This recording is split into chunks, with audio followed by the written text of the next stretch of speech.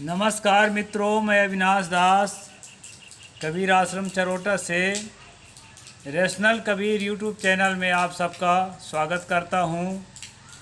साथियों, अभी हम लोग मनुस्मृति का अध्ययन कर रहे हैं।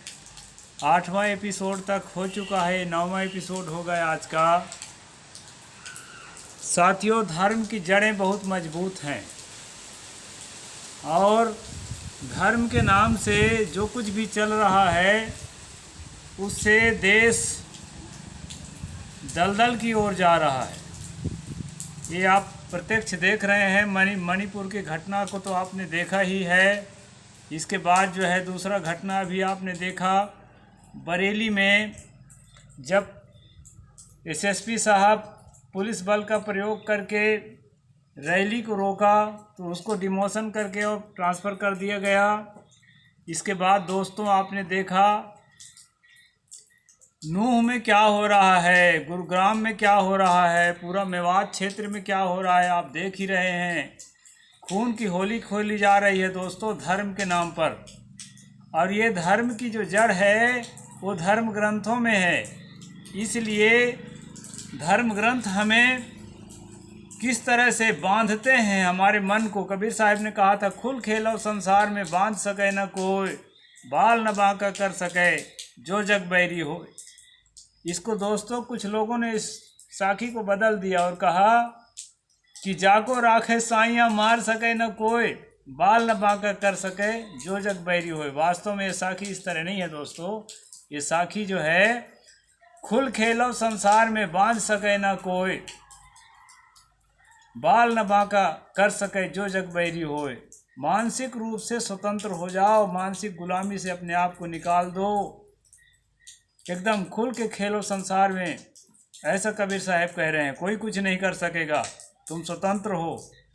हमें स्वतंत्रता के लिए मोटिवेशन दे रहे हैं दोस्तों। तो ये स्वतंत्रता जो है ये तमाम धार्मिक भावनाओं से, तमाम रूढ़ियों से, तो तमाम परंपराओं से मुक्त होने की बात सतगुरु कहते हैं। इसलिए साथियों, ये मानसिक गुलामी की जड़ कहाँ पर है? धर्म ग्रंथों में है। इसी बात को लेकर के मैंने धर्म ग्रंथों को पढ़कर आपको सुनाना शुरू किया है दोस्तों।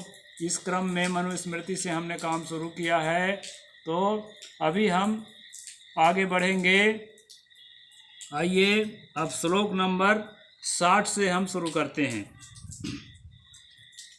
ततस्तथा सा तेनोक्तो महर्षिन् मुनिना भृगुः तान् ब्रवीन् ऋषीन् सर्वान् प्रतीतात्मा श्रूयतामिति।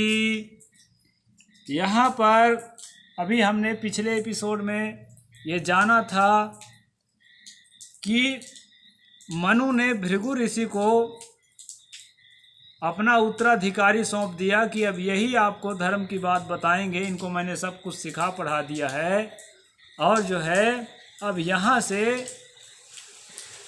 भृगु ऋषि शुरू कर रहे हैं अपनी बात रखना, धर्म की बात रखना, जो उन्होंने मनु से सीखा था। मनु जी से इस प्रकार कहे जाने पर महर्षि भृगु प्रसन्न चित्त होकर ऋषियों से बोले, सुनिए। स्वयंभुवस्यास्य मनोः षड्वंश्या मनोपरे शिष्टवन्तः प्रजाः स्वा स्वा महात्मानो महोजसः। इस स्वयंभू मनु के वंश में 6 मनु हुए। वे महातेजस्वी महात्माओं ने अपनी अपनी प्रजा को उत्पन्न किया। साथियों, स्वयंभू मनु के वंश में भृगु कह रहे हैं कि 6 मनु हुए। वो 6 मनु और 7 स्वयंभू मनु मिला के 7 मनुओं ने अपने अपने अलग अलग प्रजाओं को उत्पन्न किया। दोस्तों, अभी 36वां श्लोक में हमने पीछे पढ़ा है कि स्वयंभू मनु के अलावा महर्षियों ने 7 मनु को उत्पन्न किया था। उस हिसाब से 8 मनु हो जाते हैं। लेकिन यहाँ पर भृगु जो है 7 मनु बता रहे हैं। शायद सुनने में भृगु को फर्क पड़ गया हो या कि लेखक भूल गया हो कि मैं अभी पीछे क्या लिखा था, ऐसा हो सकता है। इसलिए उधर के हिसाब से जो है मनु 8 हो जाते हैं, इधर के हिसाब से 7 हो रहे हैं दोस्तों। और दूसरी बात, प्रजाओं की जो उत्पन्न करने की बात है, तो हम शुरू में ही पढ़ाए हैं कि स्वयं परमात्मा ने जब सोने का अंडा उत्पन्न किया, उस अंडे का 2 भाग होकर के जब ब्रह्मा पैदा हुआ, तो ब्रह्मा ने ही आकाश पाताल और स्वर्ग इत्यादि सबको जो है स्थापित किया। उसमें प्राणी वनस्पति इत्यादि सब आप पहले एपिसोड में देख ही आए हैं। तो सब कुछ कर ही चुका था। फिर मनुओं ने क्या किया, यह बात थोड़ा समझना है दोस्तों, क्योंकि कंट्रोवर्शियल सब्जेक्ट है, ज़्यादा स्पष्ट बातें इसमें नहीं मिलेगी आपको, बातें फंस जाती हैं आपस में। अब हम देखते हैं मनुओं का नाम। सरोचिशोचस्तोस्मश्च तामसो रैवतस्तथा चाक्षुषस्त महातेजा विवस्वस्तु एवचा। यहाँ पर बता रहे हैं स्वरोचिस उत्तम, तामस रैवत चाक्षुष और वैवस्वत जो सूर्य के पुत्र वैवस्वत है। इस प्रकार के 6 मनु, स्वयंभू मनु के अलावा 6 मनु और हैं, ऐसा भृगु जी यहाँ पर ऋषि मुनियों को समझा रहे हैं दोस्तों। स्वाम्भुवाद्या सप्तैते मनो भूरि तेजसः स्वे स्वे अंतरे सर्वमिदमुत्पाद्यत पुश्चराचरम। ये महातेजस्वी स्वयंभू आदि 7 मनुओं ने अपने अपने समय में इन सब चराचर जगत को उत्पन्न किया, अपने अपने समय में उत्पन्न किया, ऐसा कहा जा रहा है।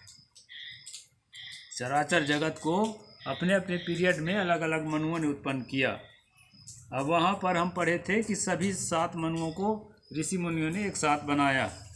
इस तरह से जो है यहाँ पर बताया जा रहा है। निमेषा 10 चाष्टौ चा काष्ठा त्रिसंतु ताह कलाह त्रिसंत कलास मुहूर्तः स्यादहोरात्र तु तावतः।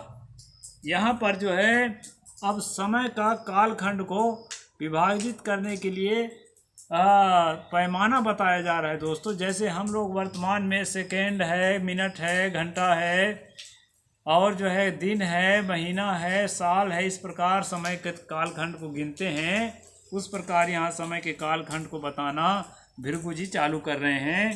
तो बता क्या रहे हैं कि 18 निमेष जो है, निमेष कहते हैं पलकों के नीचे गिरने का, उमेश कहते हैं पलकों के ऊपर उठने का। तो यहाँ बता रहे हैं कि 18 निमेष में 1 काष्ठा होता है और 30 काष्ठा का 1 कला होता है और 30 कला का 1 मुहूर्त, 30 मुहूर्त का 1 अहोरात्र होता है। इस प्रकार जो है समय के पैमाना उस समय के हिसाब से इन्होंने निर्धारित किया है दोस्तों। अहोरात्रे विभजते सूर्यो मानुष दैविकै रात्रि स्वप्नाय भूतानाम चेष्टाय कर्मणा महा। यहाँ पर बताते हैं कि दिन रात का जो 24 घंटा है हमारे हिसाब से, दिन रात को विभाजित किसने? सूर्य ने किया और विभाजित करके लोगों को बताया कि जो है दिन तुम्हारे काम करने के लिए है और रात जो है तुम्हारे सोने के लिए है। तो एक बात यहाँ ठीक है दोस्तों कि रात सोने के लिए हो तो ज़्यादा अच्छा है, क्योंकि हमारा साइंस भी ये बताता है कि हमारे पीनियल ग्लैंड से जो मेलाटोनिन हार्मोन है, जो निद्रा का रसायन जिसको हम कहते हैं, वो अंधेरे पर ज़्यादा स्रावित होता है। ये प्राकृतिक नियम है और प्रकाश में कम स्रावित होता है। इसलिए दोस्तों नाइट शिफ्ट में काम करना एक मजबूरी है। आजकल बिजली की खोज हो गई है, तब से काल कारखाने को खोज हो गई है, तब से तरह तरह के काम चलते हैं, नाइट शिफ्ट, डे शिफ्ट। लेकिन अब एक मजबूरी है, नाइट शिफ्ट काम करना पड़े तो काम करें, लेकिन नाइट शिफ्ट काम करने वालों को भी दिन में पर्याप्त नींद लेना चाहिए।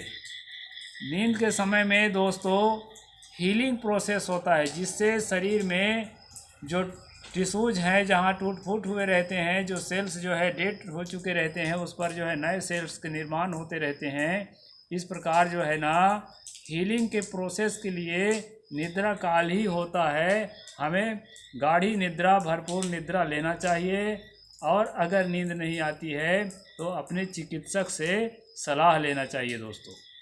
तो कहने का मतलब ये है कि यहाँ कहते हैं कि सूर्य ने विभाग किया और बताया कि दिन सोने के लिए है और रात जागने के लिए है, दिन जागने के लिए है, काम करने के लिए, और रात सोने के लिए। तो सूर्य ने तो विभाग नहीं किया, क्योंकि सूर्य कोई जिंदा प्राणी नहीं है। इसको जो है प्राणियों ने यानी मनुष्यों ने ही विभाग किया। दिन रात तो अपने आप स्वाभाविक है, लेकिन इसमें जो काम करना है और सोना है, इसको मनुष्यों ने परिस्थिति के अनुसार, पहले दीपक में कितना रात को काम करेगा आदमी, इसलिए बिजली की खोज के पहले जो है रात सोने के लिए ही होती थी और दिन काम करने के लिए ही होता था। लेकिन अब जो है लोग रात में भी काम करते हैं, दिन में भी सोते हैं। ये जो है प्रकृति के अनुरूप नहीं है, ये बात सही है। आगे कहते हैं पित्रे रात्र हनिमासः प्रविभागस्तु पक्षयोः कर्म चेष्टास्त्वः कृष्णः शुक्लः स्वप्नाय सर्वरी। इसमें बताते हैं दोस्तों, मनुष्यों के मास के बराबर यानी 1 महीना के बराबर पितरों का एक एक दिन रात अहोरात्र होता है। मास में 2 पक्ष होते हैं, मनुष्यों का कृष्ण पक्ष पितरों के लिए दिन और शुक्ल पक्ष पितरों के सोने के लिए रात होती है। दोस्तों अंधेरा पक्ष और उजाला पक्ष जो 2 पक्ष होता है, वो 2 पक्षों को यहाँ मनु जी ने कहा है, भृगु जी बता रहे हैं कि शुक्ल पक्ष जो है वो दिन है पितरों का, और कृष्ण पक्ष है वो रात है। पितर कौन है? अभी एक बात आपको और समझा देता हूँ कि हिंदू धर्म में श्राद्ध के टाइम में जो तर्पण किया जाता है जिनके नाम से, यानी कि हमारे दादा परदादा जो मर चुके होते हैं, मर करके जो है किताबी ज्ञान के हिसाब से हम लोग तो रैशनल हैं, स्वर्ग वर्ग नहीं मानते, लेकिन स्वर्ग जा चुके होते हैं या किसी योनि में जा चुके होते हैं, जो मर चुके हैं, ऐसे पुरखों को ही पितर कहा जाता है, मरे हुए पुरखों को। तो कहना है कि वो जो पितर जहाँ पर हैं, जिस लोक में, पितर लोक में, वहाँ पर हमारे 1 महीना के बराबर मतलब 1 दिन रात 24 घंटा होता है। तो हमारा जो शुक्ल पक्ष है वहाँ का दिन है और हमारा जो कृष्ण पक्ष है वहाँ का रात है। इस प्रकार जो है इस श्लोक में भृगु जी बता रहे हैं। दैवेत, हाँ ठीक है ना, दैवेत रात्रय हनि वर्षम प्रतिभाग्यस्तयो पुनः अह सत्रोदो गयनम रात्रि स्यात् दक्षिणायनम। यहाँ पर दूसरी बात बताते हैं कि जो देवता है पितर के बाद उससे बड़ा कैटेगरी देवताओं का है। तो दोस्तों यहाँ बता रहे हैं कि जो देवता हैं उनका जो 24 घंटा है हमारे 1 साल के बराबर होता है, 1 साल 12 महीने के बराबर। तो इसमें जो है हमारा जो पृथ्वी का जो दक्षिणायन है देवताओं का रात है, और पृथ्वी में जो सूर्य का उत्तरायण है वो देवताओं का जो है दिन है।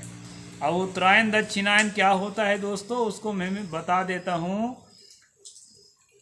21 जून से लेकर के 14 जनवरी तक का जो समय है उसको सूर्य का दक्षिणायन माना जाता है, और 14 जनवरी से 21 जून का, मैं आधुनिक दृष्टि से बता रहा हूँ, 14 जनवरी से 21 जून तक सूर्य का उत्तरायण माना जाता है। इस समय धूप कड़ी होती है, कर्क रेखा पर सूर्य होता है। तो दोस्तों ये उत्तरायण और दक्षिणायन को यहाँ पर बताया है कि देवताओं का दक्षिणायन सूर्य के समय देवताओं की रात होती है, और उत्तरायण सूर्य के समय देवताओं का दिन होता है, और ये 24 घंटा जो है उनका होता है हमारा 1 साल के बराबर। इस प्रकार अभी पितृलोक की कल्पना और देवलोक की कल्पना आपके दिमाग में फीड किया जा रहा है दोस्तों मनु के माध्यम से। फिर आगे और क्या क्या फीड करेंगे अगले एपिसोड में मैं आपको बताऊंगा।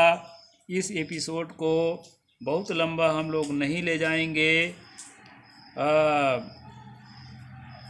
आगे जो है ब्रह्मा का, फिर और जो है तमाम जो है सतयुग, त्रेता युग, द्वापर युग इत्यादि के कालखंड कितना है, वो सारी चीज़ें हम आगे इस किताब के माध्यम से आपके सामने मैं प्रस्तुत करूंगा।